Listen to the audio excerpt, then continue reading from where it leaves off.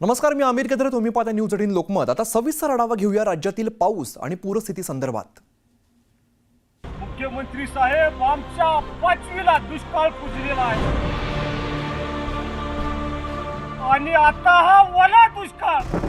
उन्हाळ्यात बघितलं तर पाणी प्यायला सुद्धा नाही आणि पावसाळ्यात हा ओला दुष्काळ. काय करायचं आम्ही मुख्यमंत्री साहेब? आमच्यावर जरा लक्ष दिलं पाहिजे, नाहीतर आम्ही उपाशी मरून जाऊ. मुख्यमंत्री साहेब, मुख्यमंत्री साहेब.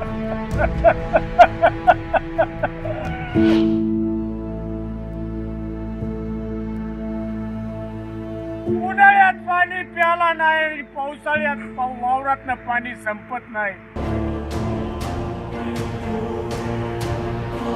काय करू मुख्यमंत्री साहेब, काय करू?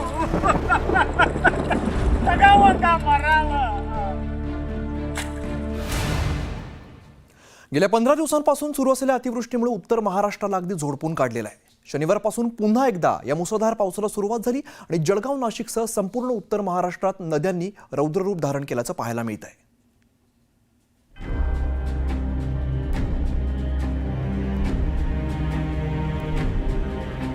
पावसाळ्याच्या आधीच्या 3 महिन्यात काहीशा शांत असलेल्या उत्तर महाराष्ट्रातील नद्यांनी पावसाच्या शेवटच्या टप्प्यात विध्वंस माजवलाय.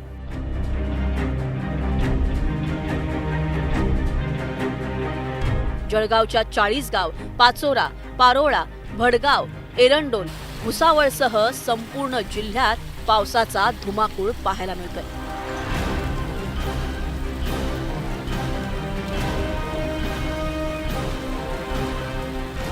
याच पावसामुळे शनिवारी रात्री 40 गावच्या तितूर डोंगरी नदीला पूर आला. या पुरामुळे 40 गाव शहरातील नदीकाठच्या भागात पाणी घुसलं.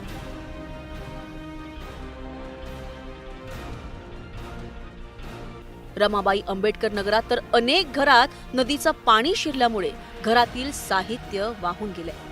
घाबरलेल्या नागरिकांनी भीतीपोटी गच्चीवर रात्र काढली. आम्हाला काहीच भरपाई मिळत नाही. त्या टायमाचं आमचं आलं.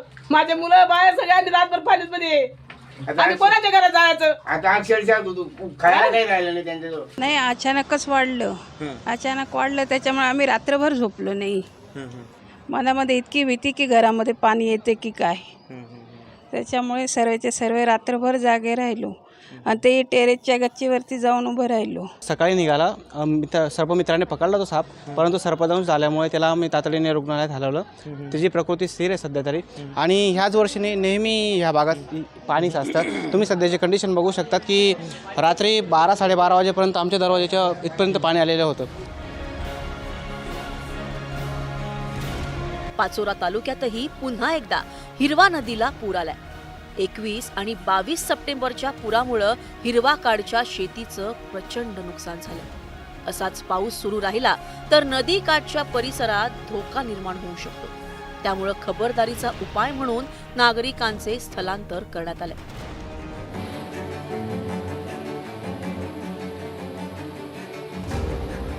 एरंडोल तालुक्यात शनिवारी रात्री झालेल्या मुसळधार पावसामुळे अंजनी नदीला मोठा पूर आलाय. पुराचे पाणी पुलावरून गेल्यानं एरंडोल येवला हायवे ठप्प झालाय. त्यामुळे कासोदा, खडके, सोनबर्डी, हनुमंतखेडे, नांदखुर्द, आडगाव, तलाई, उत्राण, भडगाव यांसह अनेक गावांचा एरंडोलशी संपर्क तुटलाय. जळगावच्या कासोदा शिंगाशी शिवारात नाल्याच्या पुरामुळे शेतकऱ्यांना मोठा त्रास सहन करावा लागतो. गुरांना चारा पाणी करण्यासाठी शेतकरी जीव धोक्यात घालून दोराला पकडून नाला ओलांडावा लागतोय. झाडाला दोर बांधून नागरिकांपर्यंत दुधाचा पुरवठा केला जातोय.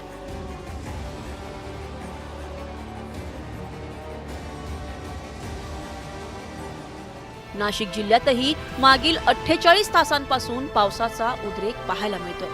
जिल्ह्याभरात सुरू असलेल्या पावसामुळे वेगवेगळ्या धरणातून मोठ्या प्रमाणात पाण्याचा विसर्ग केला जातोय. गोदावरी नदीला यंदाचा 7वा महापूर आला असून गोदावरी काठच्या सगळ्याच मंदिरांना पुराच्या पाण्यानं वेढा दिल्याचं पाहायला मिळतंय. तर या गोदावरी नदीच्या पात्रामध्ये तब्बल 12,000 क्युसेक इतक्या मोठ्या प्रमाणात पाणी जे आहे ते झेपावतं आहे आणि हे सगळं पाणी जायकवाडीच्या दिशेनं रवाना केलं जात आहे. मात्र हे सगळं पाणी ज्या वेळेला गोदावरी नदीच्या पात्रामध्ये आलेलं आहे त्यानंतर मात्र गोदावरी नदीनं असं रौद्र रूप जे आहे ते धारण केलेलं आहे. गोदा काठावरती असलेल्या सगळ्याच मंदिरांना या पुराच्या पाण्याचा वेढा पडलेला आहे.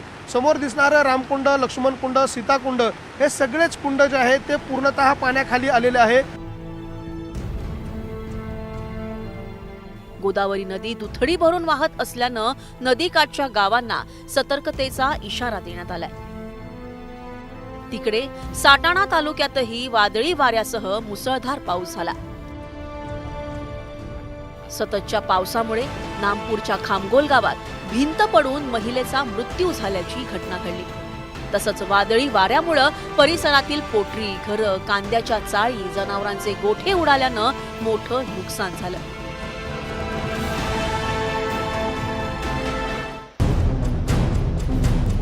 नाशिकचा दुष्काळी भाग म्हणून ओळखल्या जाणाऱ्या नांदगाव तालुक्यातही मागील 10 दिवसापासून अतिवृष्टीनं थैमान घातलाय.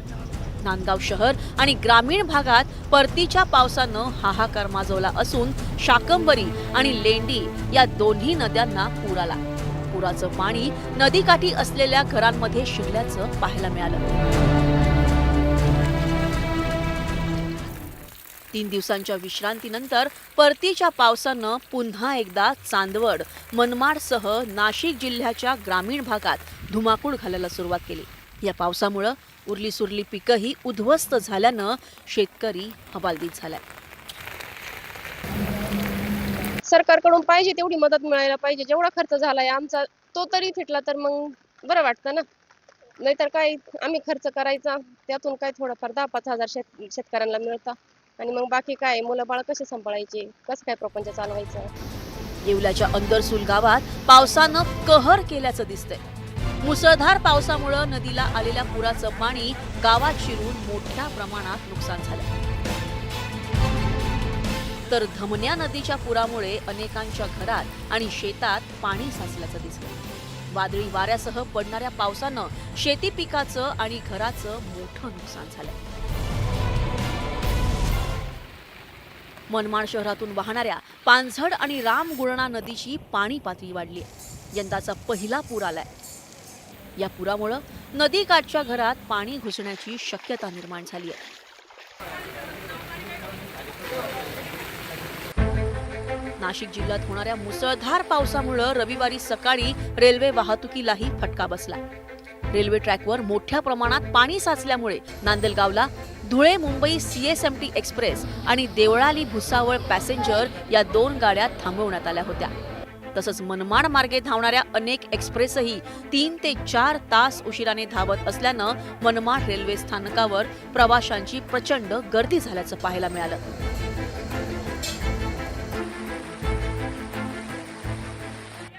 एकंदरीतच मागील 15 दिवसापासून सुरू असलेल्या अतिवृष्टीनं उत्तर महाराष्ट्रात पुन्हा थैमान घातल्याचं दिसलं.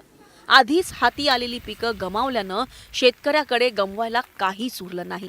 पण आता पावसाचे पाणी घरात आणि शेतातही घुसत असल्यानं नदीकाठच्या परिसरात नवं आव्हान उभं राहिलंय.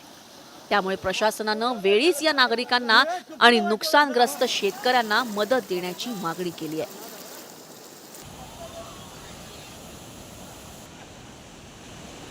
Bureau report, news 18 Lokmat.